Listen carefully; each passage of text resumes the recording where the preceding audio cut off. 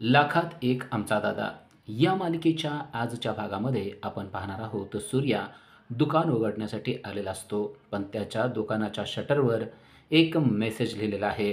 त्याच्यावर बहिष्कार टाकण्यात आलेला आहे, कारण त्याने त्याच्या आईला घरी ठेवलेलं आहे आणि त्याच्या निषेधार्थ देवाच्या गुन्हेगाराचा निषेध बहिष्कार असं त्यावर लिहिलेलं आहे.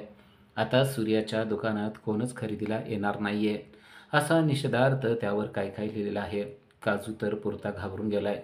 तो सूर्याला म्हणतो, आज आपण दुकान उघडायचं की नाही? पण सूर्या मात्र आपण दुकान उघडायचंच म्हणतो आणि त्याचबरोबर निषेधार्थ लिहिलेला जो मेसेज आहे तो सूर्यानं एका कापडाने पुसून टाकलेला आहे. सूर्या दुकान उघडतो आणि आतमध्ये जाऊन देवाचं दर्शन घेऊन आता तो दुकान सुरुवातच करत असतो. तेवढ्यात एक दगड येतो आणि चॉकलेटच्या भरणीवर धापकन येऊन पडतो आणि चॉकलेटची भरणी खळकन फुटते. सर्वजण घाबरून जातात. काजू तर म्हणतो, आज आपण दुकानच उघडायला नको. ही लोकं आपल्या दुकानाचं बरंचसं नुकसान करतील आणि काही धंदा पण होणार नाही. सूर्या, आपण दुकान बंद करूया. इकडे डॅडींकडे काही लोक आलेले आहेत. सरपंच आणि नाना देखील तेथेच आहेत. सरपंच आणि नाना हे सर्वजण सूर्याबाबतच बोलायला डॅडींकडे आलेले आहेत. नाना डॅडींना म्हणतायत की डॅडी, आता या गावातलं समजदार व्यक्ती म्हणजे तुम्हीच आहात. तुम्हीच जरा सूर्याच्या बाबतीत लक्ष घालणं गरजेचं आहे. गावातली सगळी लोकं त्याच्यावर बहिष्कार टाकायला लागलेत. ही गोष्ट काही बरोबर नाहीये. त्यामुळं गावातल्या लोकांना आता तुम्हीच समजावून सांगा, असं ते डॅडीला सांगत आहेत. तेव्हा डॅडी आलेल्या त्या सगळ्या लोकांकडे पाहतात. खरं तर डॅडी त्या आलेल्या लोकांना हळूच डोळा मारतात आणि मग त्यांना समजावून सांगू लागतात आणि म्हणतात, "अरे असं का करायला लागलाय?"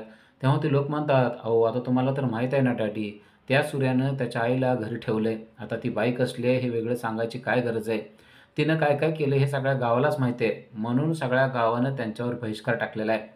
आता नाना म्हणतात, "बघा डॅडी, हे असं चाललंय. आता यात त्या सूर्याची काय चूक आहे? सूर्यानं काही केलेलंच नाहीये. उलट सूर्यानं त्या देवीची किती भक्ती केलेली आहे. सूर्या त्या देवीसाठी किती काय करतो हे तुम्हाला माहिती आहे ना?"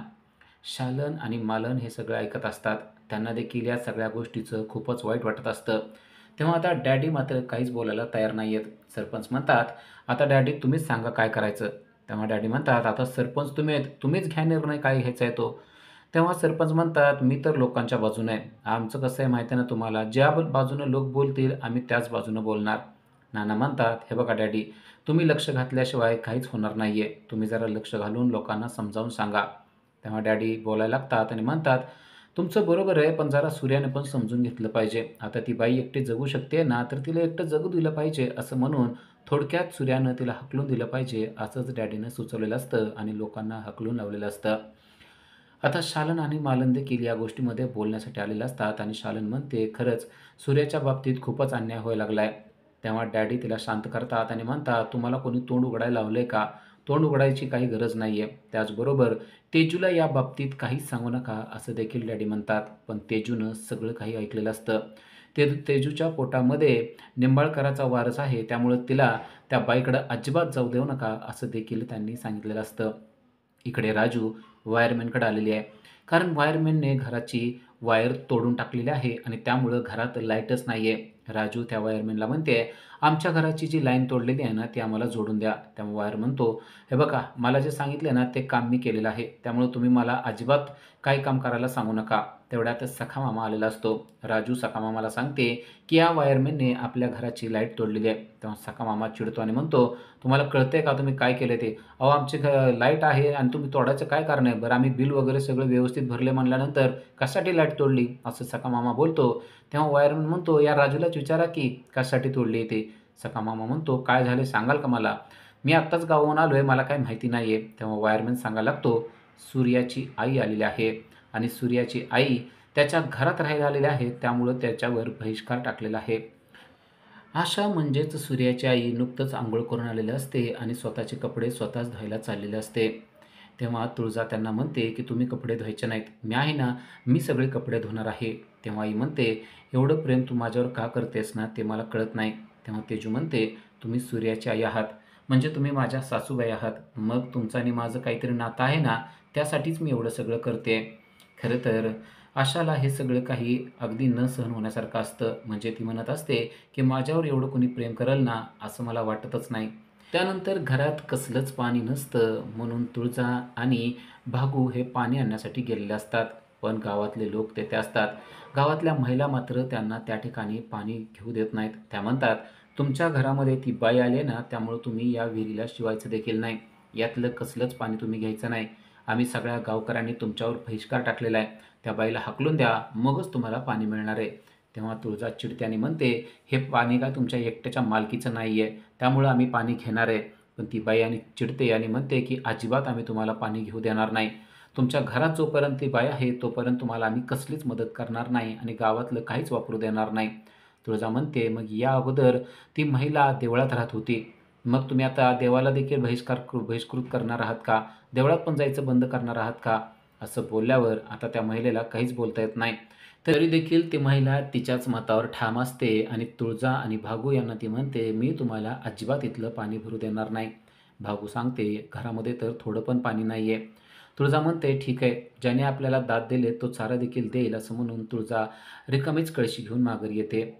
इकडे घरात अजिबातच पाणी नसतं. सखा मामा आलेला असतो आणि त्याला पाहून आशाला खूपच आनंद होतो. इतक्या दिवसानंतर तिला तिचा भाऊ भेटलेला असतो. तिचा ते आणि त्याची माया करू लागते आणि म्हणते, "खरंच तुझ्या पंखाखाली ही लेकरं चांगली राहिली. तू होतास ना म्हणून मला कशाची काळजी वाटत नव्हती." पण सखा मात्र चिडलेला आहे. तो तिला पाहतो आणि त्याला राग आलेला आहे. "तू कशाला आलीस?" अशीच त्याची भावना आहे. तो चिडतो आणि रागारागा आशाला काही बोलायला लागतो. तो बॅग आदळतो आणि म्हणतो, "तुझं इथे येण्याची काय गरज होती? तुला माहीत आहे ना, तू आल्यामुळे या घरावर बहिष्कार टाकलेला आहे. घराची लाईट तोडलेली आहे. घरामध्ये पाणी येत नाही आहे. सगळ्या गावकऱ्यांनी आपल्यावर बहिष्कार टाकला आहे. तुलाच लाज वाटायला पाहिजे होती. तू आता इकडं राहायला आलेली आहे. तुला आता दारोदारी भीक मागायची अडचण होत असेल. आता तुझं जीवन कसं जाईल असं तुला वाटत असेल म्हणून माझ्या लेकरांच्या मागं तू लागलेली आहेस. आजपर्यंत तर तू त्यांना त्रास दिलायस ना, आता तरी कशाला त्रास द्यायला आली आहेस त्यांना? आता तरी ह्यांच्या घरातून निघून जा. हे किती त्रासात आहेत तुला माहिती नाही आहे का? हे तू गेल्यानंतर किती त्रासात होते हे तुला माहीत नाही आहे का? आता तू येऊन सुद्धा त्रासच द्यायला लागली आहे. तुझ्या येण्यानं कुणाला देखील आनंद झालेला नाही." अशा कितीतरी गोष्टी सखा मामानं केल्यामुळे आशा पुरती घायाळ झालेली आहे. तिला समजलंय की सखाचं आपल्याविषयी मत अजिबात चांगलं नाहीये. तुळजा तर हवालदिल झाली आहे. सखा मामा असं काहीतरी बोलतील असं तिला अजिबात वाटलेलं नसतं. पण सखाने मात्र पुरा पाणउताराच केलेला आहे. तो आशाला म्हणतो, "ही कळशी घे आणि एक कळशी भरून पाणी आणून दाखव. गावातले तुला देतायत का बघ. अगं आमच्यावर इतकी वाईट परिस्थिती आली आहे." असं म्हणून कळशी आदळून तो मात्र निघून जातो. आशाला समजलंय, या घरामध्ये राहणं आता आपल्याला शक्य नाहीये. "मी निघून जाते," असं ती म्हणते. तेव्हा तुळजा तिला थांबवते आणि म्हणते, "अजिबात नाही. आजपर्यंत सूर्याने तुमच्यासाठी खूप सहन केलेलं आहे. आता तुम्ही घरात राहिलात तर थोड्या गोष्टी सहन कराव्या लागतील, पण तुम्ही जर का निघून गेलात तर त्याला खूप वाईट वाटणार आहे. त्यामुळं तुम्ही कुठेही जायचं नाही." असंच डायरेक्ट तिने तिला सांगून टाकलेलं आहे. तर इकडे आता सूर्या दुकान बंद करत असतो. रात्रीची वेळ झालेली असते आणि तेवढ्यात त्याचा मित्र धावत पळत येतो आणि सूर्याला म्हणतो, "अरे सूर्या, तिकडं चल बघ काय झालंय ते." सूर्या विचारतो, "काय झाले सांगशील का?"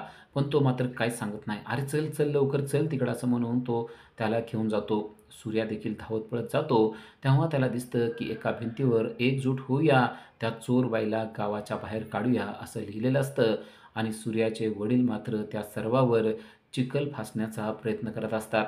ते पुसून काढण्याचा, ते लपवण्याचा प्रयत्न करत असतात, पण त्यांना ते काय लपवता येत नसतं. ते दारू पिलेले असतात आणि ते लपवण्याचा प्रयत्न करत असतात. सूर्या हे सगळं थक्क होऊन पाहत असतो. गावातले काही टुकार पोरं असतात, त्यांनी ते लिहिलेलं असतं. जेव्हा सूर्याचा मित्र त्यांच्या अंगावर जातो, तेव्हा ते त्याला देखील ढकलून देतात. सूर्या शांतपणे सगळ्या गोष्टी पाहत असतो.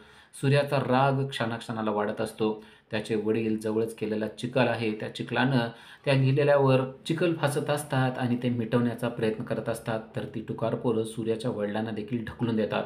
तेव्हा मात्र सूर्याचा राग अगदी टोकाला जातो आणि सूर्या त्यांच्या अंगावर जातो. तो माणूस पळून जाण्याचा प्रयत्न करतो, तेव्हा गाडी धरून सूर्या त्याला थांबवतो. आता वडील खूपच वेड्यासारखं करायला लागलेत हे सूर्याच्या लक्षात येतं. म्हणून त्या मुलाला सोडून तो आता वडिलांकडे येतो आणि "अहो सोडा हे सगळं, कशाला तुम्ही त्रास करून घेताय?" असं तो त्यांना म्हणू लागतो. पण सूर्याचे वडील मात्र पुरते घायाळ झालेले असतात. "हे सगळं आपल्याबरोबरच का होतंय सूर्या?"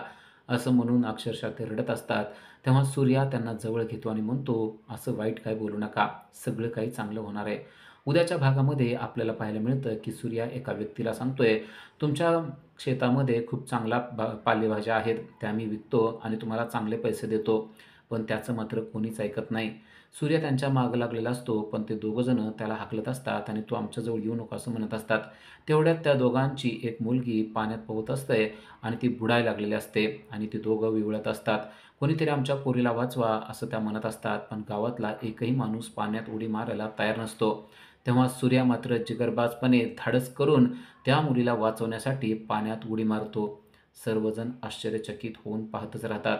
सूर्या जातो आणि त्या मुलीला वाचवतो आणि त्याच वेळेस तुळजा देखील तेथे आलेली असते. सर्वजण सूर्याने केलेला पराक्रम पाहत असतात. आता सूर्याने त्या जोडप्याची मुलगी वाचवलेली असते. तरी देखील ते जोडपं म्हणत असतं, की "सूर्या आलाय म्हणूनच असा प्रसंग आमच्यावर आलेला आहे. सूर्या नसता आला तर आमची मुलगी बुडालीच नसती," असं त्यांचं मत झालेलं असतं.